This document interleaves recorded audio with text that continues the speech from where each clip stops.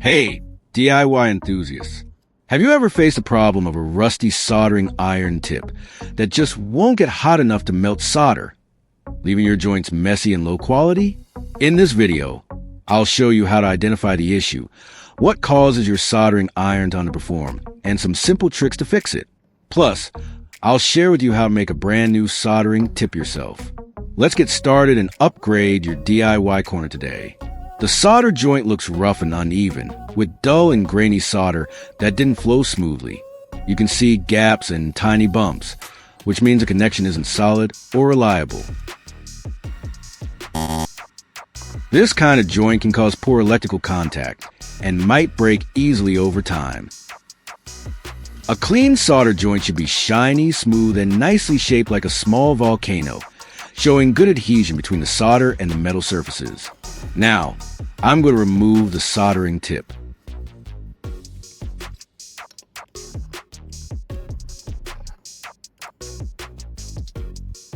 If you're tired of this worn-out soldering tip, I'm going to share with you how to make a brand new soldering iron tip from scratch.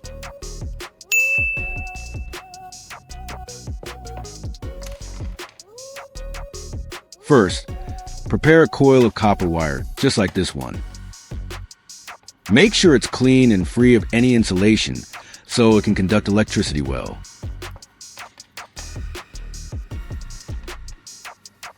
Copper wire works well as a replacement soldering tip because copper has excellent heat conductivity.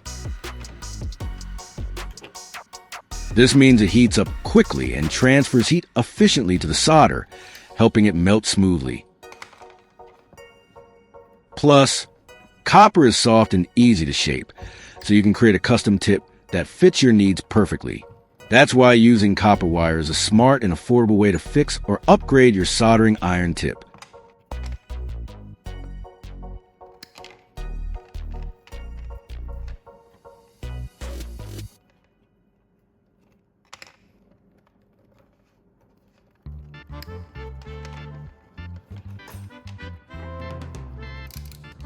I prepared 4 equal-length pieces of copper wire, all cut to the same size for consistency. Now, let me show you how to strip the insulation off the copper wire. You can use a wire stripper or carefully use a small knife to peel away the plastic coating without damaging the wire underneath. Make sure the copper is clean and shiny before moving on.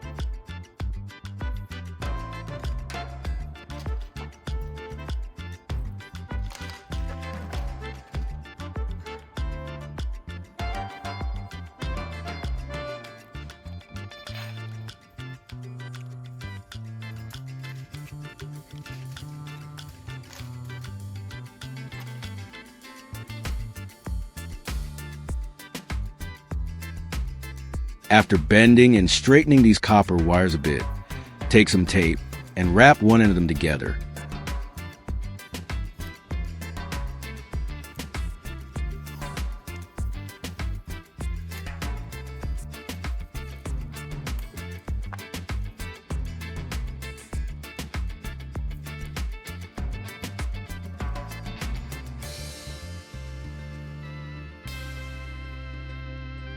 Once taped together, I'll attach them to a drill to twist them tightly.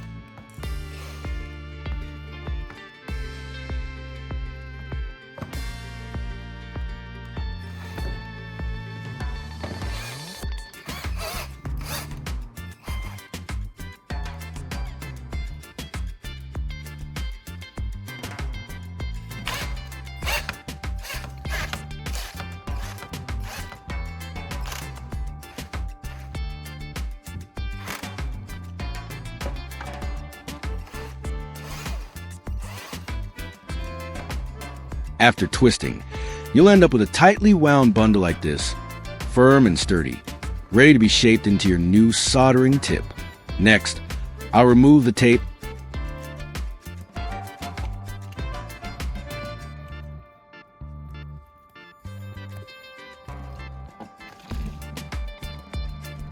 and trim off the two ends of the bundle. It actually looks pretty similar to a drill bit with that twisted shape.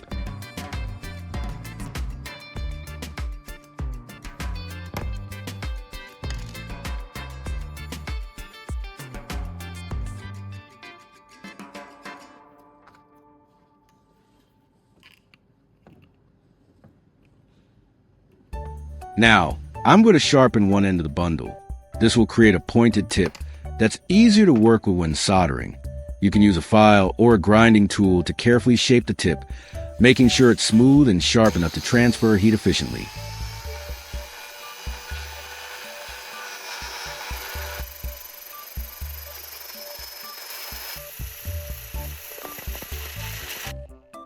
Remember to wear safety glasses and work slowly to avoid any accidents.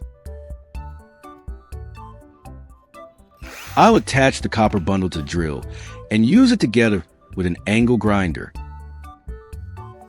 After grinding, the tip is now sharp and smooth, ready to deliver heat precisely where it's needed. The pointed shape makes it easier to work on small solder joints, and the smooth surface ensures better heat transfer for clean, strong connections. This new tip is a great upgrade for your soldering iron. Now, I'm going to attach it to the soldering iron. Before attaching the new tip, make sure to clean the base of the soldering iron thoroughly. Removing any dirt, old solder, or oxidation helps ensure secure fit and better heat transfer between the tip and the iron. To clean the base, spray a little WD-40 onto the surface to loosen any rust or grime. Then, gently rub it with some fine sandpaper to remove oxidation and dirt. This will leave the surface smooth and ready for a perfect fit with your new soldering tip.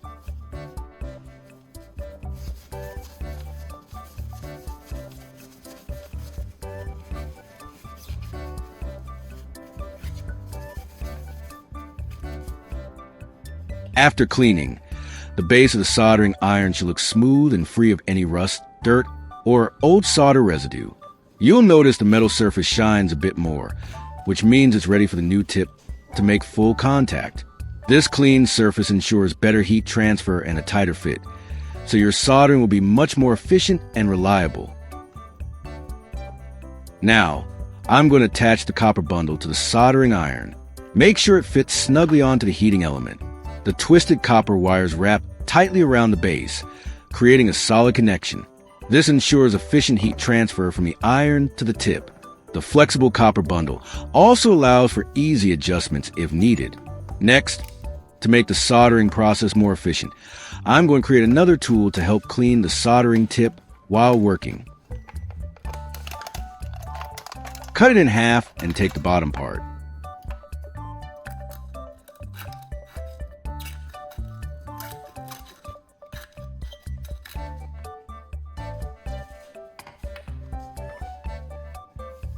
Make sure to clean the inside thoroughly.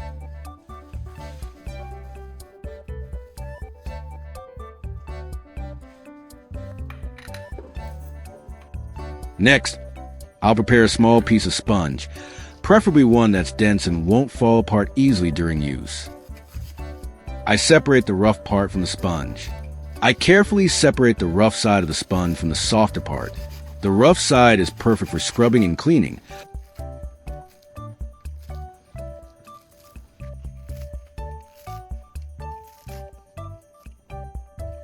while the soft side is better for gentle wiping. I stuff the sponge inside the bottom part of the can.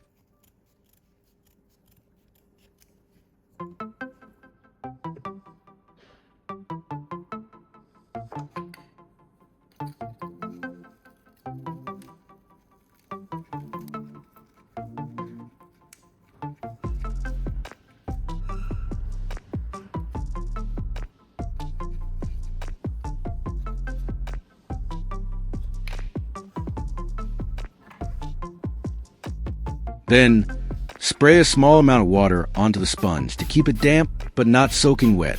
Keeping the sponge slightly moist helps to clean the soldering tip efficiently while you work, removing excess solder and oxidation. Just be careful not to use too much water, as you don't want it dripping or causing any electrical issues during soldering. Alright, now that everything's ready, let's jump into soldering and see how well our new tip performs. Grab your soldering iron and let's get to work. First, heat up the soldering iron to the right temperature. It has changed color and no longer has that bright yellow-orange copper look.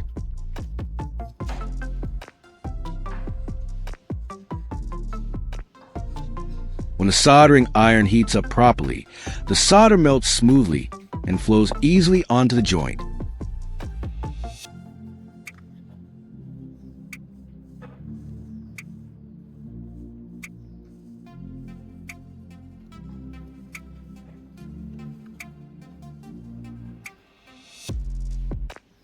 You'll see the shiny silver solder liquefying and spreading evenly, creating a clean and strong connection.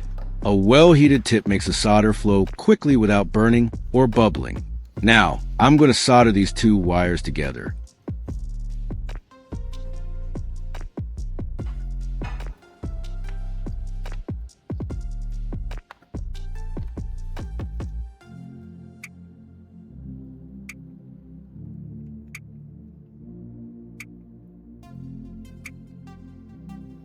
As I heat the wires with a soldering iron, I apply solder to the joint.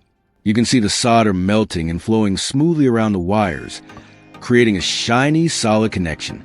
It's important to keep the tip steady and work quickly. During soldering, it's important to keep your soldering tip clean for the best heat transfer. Just press the hot tip gently against the damp sponge inside the can, and you'll see the excess solder and oxidation wipe away easily.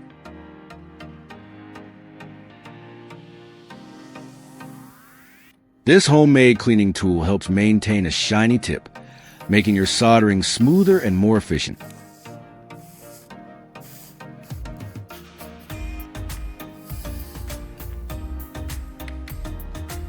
After soldering the two wires together, the joint feels solid and secure.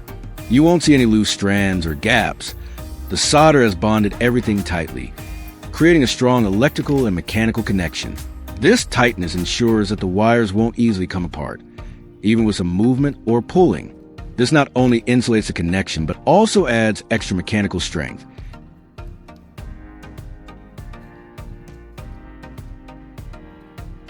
Keeping your soldered wires safe and durable over time. I have a phone stand, and it has a crack like this.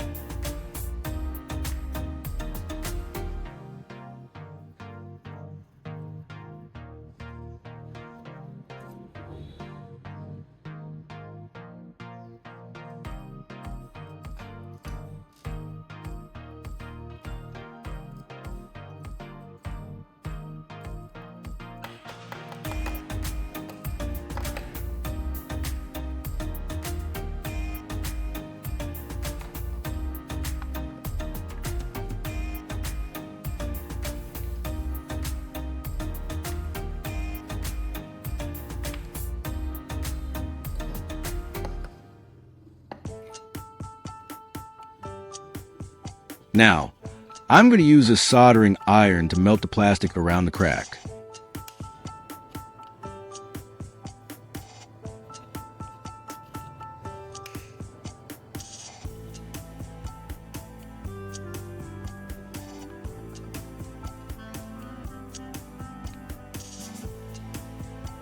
To fix the crack, carefully heat the soldering iron tip and gently press it against the cracked plastic.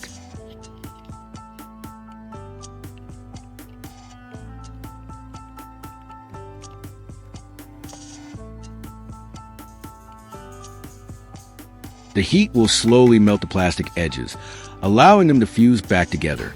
Move the tip steadily along the crack, being careful not to overheat or burn the plastic. This method helps seal the crack and strengthens the damaged area without needing extra glue or parts.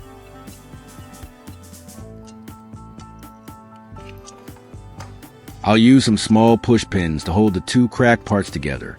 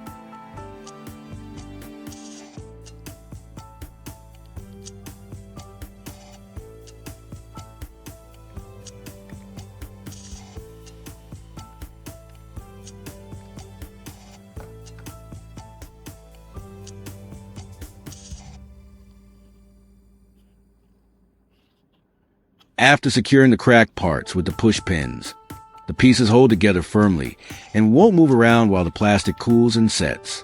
This helps ensure a strong bond and keeps the repair neat and stable. Once fully cooled, you can remove the pins or leave them in place for extra support. And that's how you can easily repair a cracked phone stand using just a soldering iron, some copper wire, and a few push pins. This simple DIY method saves you money and gives new life to your broken gear. If you found this video helpful, don't forget to like, subscribe, and hit the bell to catch more DIY tips and tricks. Thanks for watching and happy fixing.